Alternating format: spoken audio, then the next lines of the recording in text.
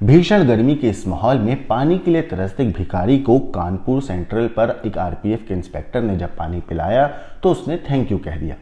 उस भिखारी के बोलने के स्टाइल और इंग्लिश बोलने का ढंग देखकर इंस्पेक्टर को इस समझने में देर नहीं लगी कि ये कोई पढ़ा लिखा और अच्छे घर का युवक है।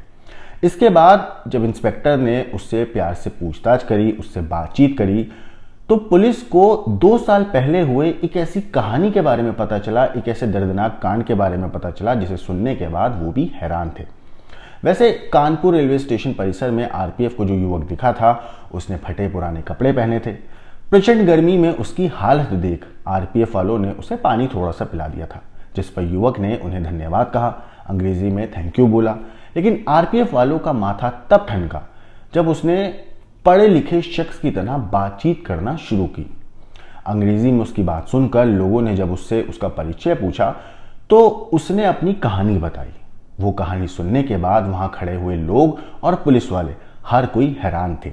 तो चलिए आइए अब इस शख्स के बारे में जानते हैं। नमस्कार, मेरा नाम है मोहम्मद आसिम और आप देख रहे हैं क्राइम तक। गर्मी के माहौल में पानी के लिए तरसते एक भिखारी जैसे दिखने वाले युवक को कानपुर सेंट्रल पर आरपीएफ के इंस्पेक्टर ने जब पानी पिलाया तो उसने थैंक यू कहा। उस भिखारी के बोलने के स्टाइल और अंग्रेजी बोलने का जो ढंग था उसे देखकर इंस्पेक्टर को समझने में देर नहीं लगी कि ये कोई पढ़ा लिखा युवक है। इसके बाद जब आरपीएफ वालों ने उससे पूछताछ की तो उसने 2 साल पहले हुए अपहरण और प्रताड़ना की कहानी का दर्द सामने बताया पुलिस के। इसके बाद आरपीएफ द्वारा पुलिस के जरिए से युवक के घर वालों को सूचना दी गई और फिर सूचना मिलने पर युवक के भाई और रिश्तेदार खुद उसे लेने कानपुर सेंट्रल पहुंचे।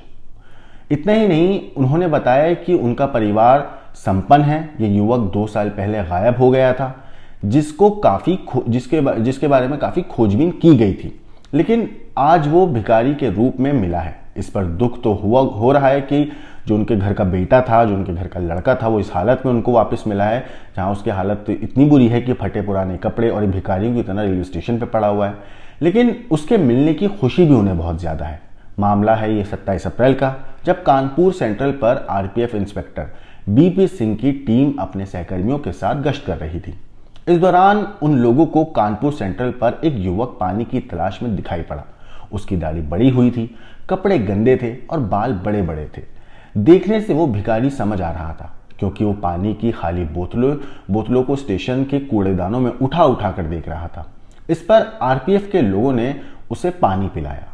पानी पीते ही उसने हाथ जोड़कर अंग्रेजी में धन्यवाद कहा, यानी कि थैंक यू बोला। उसकी भाषा शैली देखकर आरपीएफ को शक हुआ तो उन्होंने उससे पूछताछ करी, जिस पर युवक ने अपनी दर्द भरी कहानी सुनाई।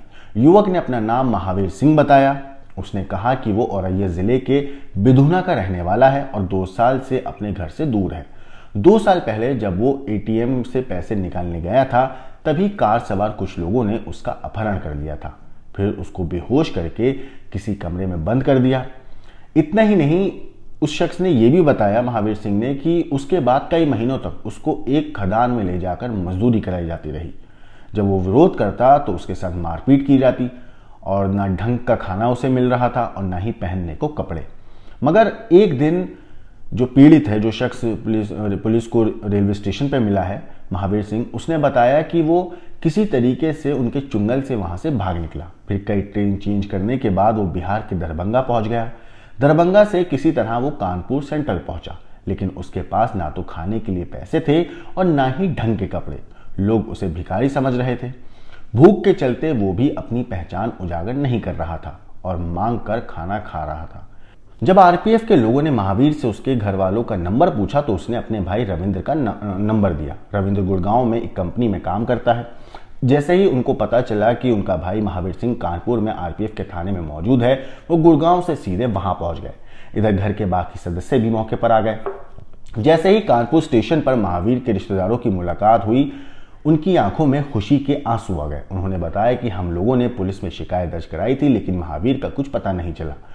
उसके सामान्य होने के बाद अब आगे की कार्रवाई करें, मतलब अब पुलिस का ये कहना है कि महावीर के अब थोड़ा सा देखरेख की जाएगी और इस मामले में जांच की जाएगी। जांच करने के बाद वो रिपोर्ट लिखेंगे। फिलहाल वो अपने परिवार के साथ है महावीर सिंह, और पुलिस इस मामले में तफ्तीश कर रही है और आने वाले वक्त में जो भी इसमें अपडेट आएगा वो हम आपको ज़रूर बताएंगे। लेकिन इस पूरे केस के ऊपर, इस पूरी कहानी के ऊपर, इस पूरी इमोशनल स्टोरी के ऊपर आपका क्या कहना है, क्या सोचना है, हमें कमेंट करके ज़रूर बताइएगा। बाकी देश और दुनिया की क्राइम की खबरों के लिए देखते रहिए क्राइम तक।